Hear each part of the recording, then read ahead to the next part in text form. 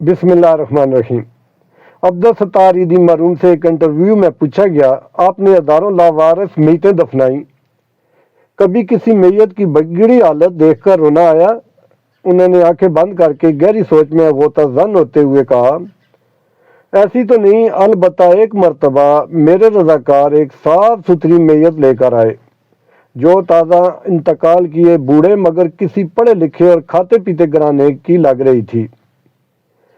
اس کے سفید چاندی جیسے بالوں میں تیل لگا ہوا تھا اور سلیقے سے کنگھی کی ہوئی تھی۔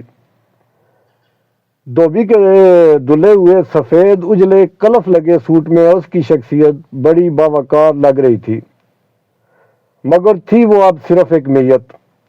عیدی صاحب پھر کچھ سوچتے ہوئے گویا ہوئے، ہمارے پاس روزانہ کئی میتیں لائی جاتی ہیں، مگر ایسی میت جو اپنے نقش چھوڑ جائے کم ہی آتی ہیں۔ اس میت کو میں غور سے دیکھ رہا تھا کہ میرے رضاکار نے بتایا، اس نے کراچی کی ایک پوش بستی کا نام لے کر کہا کہ یہ باڈی اس کے بنگلے کے باہر پڑی تھی۔ ہم جو ہی بنگلے کے سامنے پہنچے تو ایک ٹیکسی میں سوار فیملی جو ہمارا ہی انتظار کر رہی تھی، اس میں سے ایک نوجوان برآمد ہوا اور جلد بازی کا مظاہرہ کرتے ہوئے ایک لفافہ ہمیں تھماتے ہوئے بولا، یہ تدفین کے اخراجات ہیں۔ پھر وہ خود ہی بڑبڑایا، یہ میرے والد ہیں، ان کا خیال رکھنا، اچھی طرح غسل دے کر تدفین کر دینا۔ اتنے میں ٹیکسی سے آواز آئی، تمہاری تقریر میں فلائٹ نکل جائے گی۔ یہ سنتے ہی نوجوان پلٹا اور مزید کوئی بات کیے ٹیکسی میں سوار ہو گیا اور ٹیکسی فراٹے بھرتے ہوئی آنکھوں سے اوجھل ہو گئی۔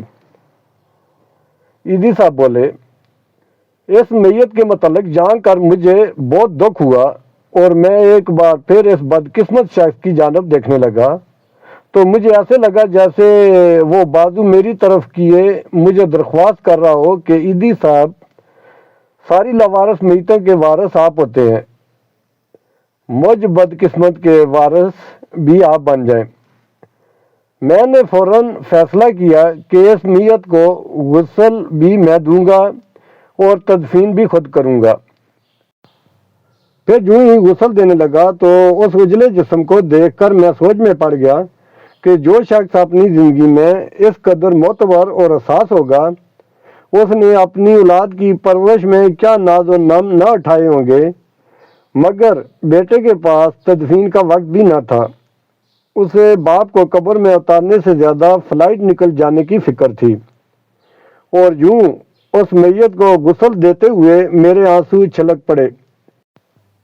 پھر وہ اپنے کندھے پر رکھے کپڑے سے آنسو پونجھتے ہوئے بولے، اس دن میں انسانیت کی ڈوبتی نیا پر رو پڑا، کاش کہ ہم اپنی اولادوں کی عیش و عشرت کے بجائے بہتر تعلیم و تربیت پر زیادہ فوکس کریں۔